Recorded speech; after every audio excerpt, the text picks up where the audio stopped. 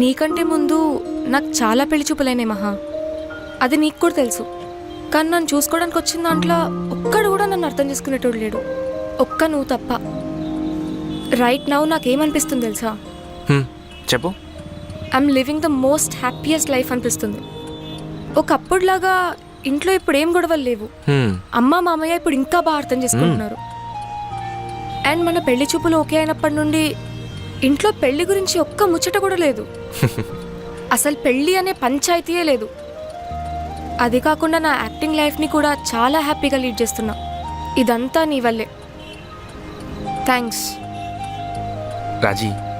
ఇదంతా నా వల్ల కాదో నాకు తెలియదు, కానీ ప్రతిరోజు ఇంత ఎక్సైటింగ్గా ఉంటుందంటే అది మాత్రం నీ వల్లే. కానీ అసలు నిజంగా మనిషి ప్రాణం కాపాడే ఏ డాక్టర్ అయినా దేవుడే కదా. ఎందుకంటే ఆ దేవుడు మనందరికీ పుట్టుకతో ప్రాణం ఇస్తే అదే ప్రాణం పోయే పరిస్థితుల్లో ఉన్నప్పుడు కాపాడే మిమ్మల్ని కూడా దేవుడని అంటారు కదా. Really saving a life is an art మహా. ఒక ప్రాణాన్ని కాపాడితేనే అది నీకు ఒక ఆర్ట్లా కనిపిస్తుంది. కానీ నువ్వు రోజు చేసే యాక్టింగ్ జాబ్ ఉంది చూసావా, it's an art it self. బయట అందరు యాక్టర్స్ని అంటూ ఉంటారు కదా, మీరు క్యారెక్టర్లో యాక్ట్ చేయలేదు, దాన్ని జీవించారు అని. నువ్వు యాక్ట్ చేసిన ప్రతిసారి నాకు అలానే అనిపిస్తుంది రాజీ. నిజం చెప్పు, నేను పొగిడినా అనే కదా నువ్వు నా గురించి ఇంకా ఎక్కువ పొగుడుతున్నావు? లేదు పిచ్చి, నిజంగా చెప్తున్నా.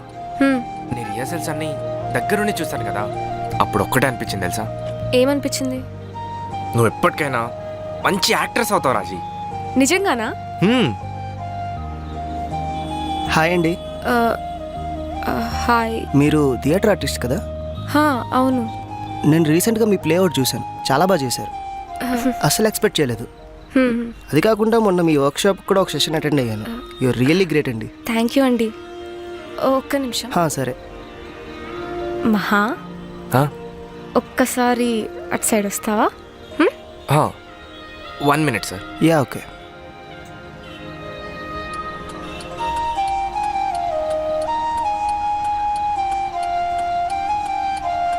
ఏమైంది? నిజం చెప్పు, నువ్వే కదా? నేనేంటి ప్రాంక్ చేస్తున్నావు కదా? ప్రాంకా? మరి లేకపోతే ఈ ప్లేస్కి మనం ఎన్నోసార్లు వచ్చినాం, ఎప్పుడు ఎవరు చూసి చూడనట్టు దేకకుండా పోతారు. అట్లాంటిది ఒకడు వచ్చి మరి నన్ను గుర్తుపట్టిందంటేనే నాకు ఎక్కడో తేడా కొడుతుంది.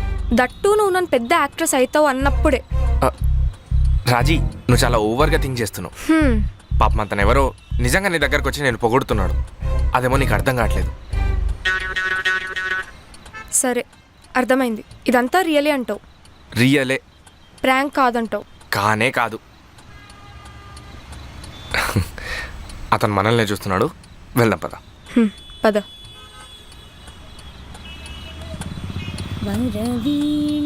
సారీ అండి, చిన్న కన్ఫ్యూజన్. It's okay. ఇంతకీ మీరేదో చెప్తున్నారు? అదే అండి, you are really great at acting. I would like to work with you for my future film. Thank you అండి, thank you so much. Really means a lot. మీరు డైరెక్టరా అండి? అవునండి. This is my card. Please visit our office and give us an audition. Sure sir, sure. Okay, all the best. Bye. Raji, ఇంకేంటి cinema అంట, సినిమాలో heroine అంట, director అంట, your great అంట. ఆడిషన్ ఇవ్వాలంట. అదేంటి ఎక్సైట్ అవ్వకుండా అంత డల్గా చెప్తున్నావు? ఫస్ట్ టైం అయితే నిజంగా ఎక్సైట్ అయ్యేదాన్ని మహా, కానీ కాదు కదా, అందుకే డల్గున్నా. కానీ ఇందాక నీలో అంత ఎక్సైట్మెంట్ ఉందే. సినిమా ఆఫర్ అంటే ఏ యాక్టర్ అయినా ఎగ్జైట్ అవుతారు, అందుకే ఇందాకట్లే రియాక్ట్ అయినా. కానీ రియాలిటీకి వచ్చేసరికి ఆ ఎక్సైట్మెంట్ మొత్తం పోతుంది, ఇట్లా డల్ అయిపోతా. కానీ ఎందుకు అనే కదా, ప్రతి ఒక్క యాక్టర్కి ఏదో ఒక రోజు ఒక సినిమాలో యాక్ట్ చేసి ఆ సినిమా రిలీజ్ అయినాక వాళ్ళని వాళ్ళు 70 mm స్క్రీన్లో చూసుకోవాలని ఒక డ్రీమ్ ఉంటుంది. కానీ అది అచీవ్ చేసే ప్రాసెస్లో చాలా కాంప్లికేషన్స్ వస్తాయి. లైక్ అబ్బాయిలకేమో ఇన్నర్ పాలిటిక్స్ వల్ల ఛాన్సెస్ మిస్ అవ్వడం, అమ్మాయిలకేమో కమిట్మెంట్స్ వల్ల ఛాన్సెస్ మిస్ అవ్వడం, ఇట్లా మధ్యలో చాలా వస్తాయి.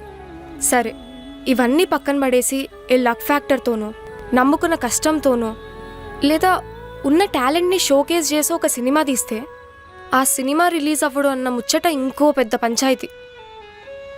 అయినా ఇవన్నీ స్టార్ట్ చేస్తే ఎండ్గానే టాపిక్లే కానీ వదిలేసి. ఆడిషన్కి రమ్మన్నారు, పోతా. ప్రతి ఆడిషన్ లాగానే ఇది అనుకొని వర్కౌట్ అయితే అవుతుంది, లేకపోతే లేదు. రాజీ, ఇమోషనల్ అవ్వకు. ఇదే నీ బెస్ట్ ఆడిషన్ అని ప్రిపేర్ అవ్వు. ఎందుకంటే ఇప్పటిదాకా నువ్వు ఇచ్చిన ఆడిషన్స్ అన్నీ నీ అంతటా నువ్వు ప్రిపేర్ అయి వెళ్ళినవి. కానీ ఇది అలా కాదు కదా.